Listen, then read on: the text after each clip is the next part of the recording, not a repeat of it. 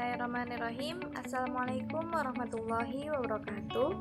Saya Diana Ulansa Fitri dengan NIM K4318019 dari Prodi Pendidikan Biologi Universitas 11 Maret Surakarta. Di sini saya akan menjelaskan tentang hormon, dari definisinya, derivat hormonnya, mekanisme kerja hormon, dan fungsi hormon. Sistem endokrin yang terdiri dari kelenjar-kelenjar endokrin bekerja sama dengan sistem syaraf, mempunyai peranan dalam mengendalikan kegiatan organ-organ tubuh kita. Kelenjar endokrin mengeluarkan suatu zat yang disebut dengan hormon. Kelenjar endokrin tidak mempunyai saluran, jadi hormon yang dihasilkan diangkut melalui sistem peredaran darah ke sel-sel yang dituju, guna melangsungkan proses yang diperlukan oleh tubuh. Berikut ini adalah poin-poin yang akan kita bahas. Yang pertama itu ada definisi dari hormon, yang kedua derivat dari hormon, yang ketiga ada mekanisme kerja hormon, dan yang terakhir itu ada fungsi hormon. Baik, kita mulai pada slide berikutnya. Pembahasan pertama yaitu tentang definisi dari hormon. Hormon adalah pembawa pesan kimiawi antara sel atau antar kelompok sel. Semua organisme multiseluler, termasuk tumbuhan, memproduksi hormon. Hormon beredar di dalam sirkulasi darah dan cairan sel untuk mencari sel target. Kata hormon mempunyai arti yang berarti senyawa yang merangsang. Istilah hormon diperkenalkan untuk pertama kali pada tahun 1904 oleh William Bayliss dan Ernest Starling, yang menerangkan kerja sekretin suatu molekul yang dihasilkan oleh duodenum yang merangsang keluarnya cairan pankreas. Konsep tentang hormon kemudian berkembang bahwa hormon adalah molekul yang dihasilkan oleh jaringan tertentu atau kelenjar. Hormon dikeluarkan langsung ke dalam darah yang membawa ke tempat tujuan. Hormon secara khas mengubah kegiatan suatu jaringan tertentu yang menerimanya. Nah, selanjutnya itu pembahasan tentang derivat hormon. Hormon dapat digolongkan dalam 3 kelompok. Yang pertama itu ada peptida protein, kedua steroid, ketiga derivat asam amino. Berikut ini penjelasannya. Nah, yang pertama itu ada peptida protein. Hormon peptida merupakan protein dengan beragam ukuran.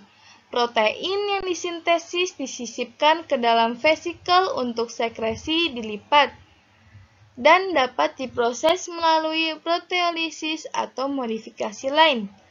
Hormon protein dan polipeptides termasuk hormon yang dikeluarkan oleh kelenjar pituitari anterior dan posterior, pankreas seperti insulin dan glukagon, kelenjar paratiroid atau hormon paratiroid, dan banyak lainnya. Berikutnya itu ada steroid. Nah, hormon steroid ini biasanya disintesis dari kolesterol dan tidak disimpan. Struktur kimia hormon steroid mirip dengan kolesterol dan kebanyakan disintesis dari kolesterol sendiri. Larut dalam lemak dan terdiri dari 3 cincin siklohesil dan siklopentil digabung menjadi struktur tunggal. Hormon steroid dihasilkan adrenal, ovarium, testis, plasenta, dan pada tingkat tertentu di jaringan perifer. Yang ketiga itu ada asam aminotirosin. Nah, hormon amina merupakan derivat dari asam aminotirosin. Hormon ini merupakan molekul hormon yang paling sederhana, yang disekresikan oleh kelenjar tiroid dan medula kelenjar adrenal seperti katekolamins. Derivat asam amino dikeluarkan oleh sel kelenjar buntu yang berasal dari jaringan nervus medula, suprarenal, dan neurohipofis. Pembahasan selanjutnya yaitu mengenai mekanisme kerja hormon.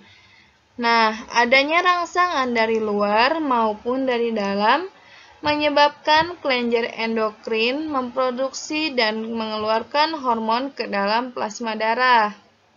Kemudian, setelah sampai pada sel yang menjadi tujuan, hormon bergabung dengan reseptor dan meningkatkan aktivitas adenyl siklase yang terdapat pada membran. Selanjutnya itu, aktivitas adenesil siklase yang meningkat ini menyebabkan peningkatan pembentukan AMP siklik yang terdapat dalam plasma sel yang dapat mengubah proses di dalam sel tersebut.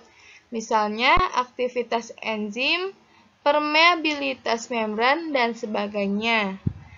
Keseluruhan proses yang berubah ini dapat terwujud dalam tindakan sebagai jawaban fisiologi atau usaha yang dilakukan oleh manusia. Proses yang bersifat hormonal ini terdiri dari dua tahapan. Yang pertama, pembentukan hormon sampai tiba pada sel atau plasma.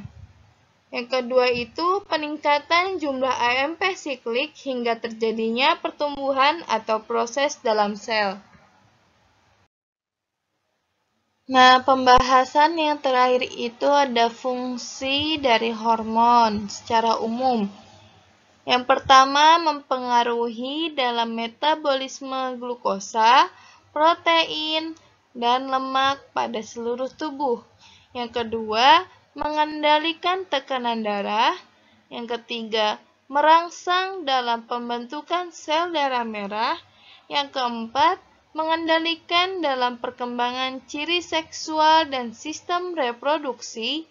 Yang kelima, ada mengendalikan pembentukan dan pelepasan hormon oleh korteks adrenal. Yang keenam, ada merangsang pembentukan dan pelepasan dari kelenjar tiroid. Yang ketujuh itu mempertahankan homeostatis, keseimbangan keadaan tubuh dengan lingkungannya.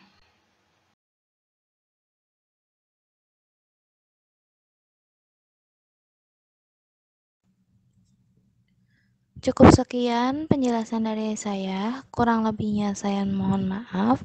Wassalamualaikum warahmatullahi wabarakatuh.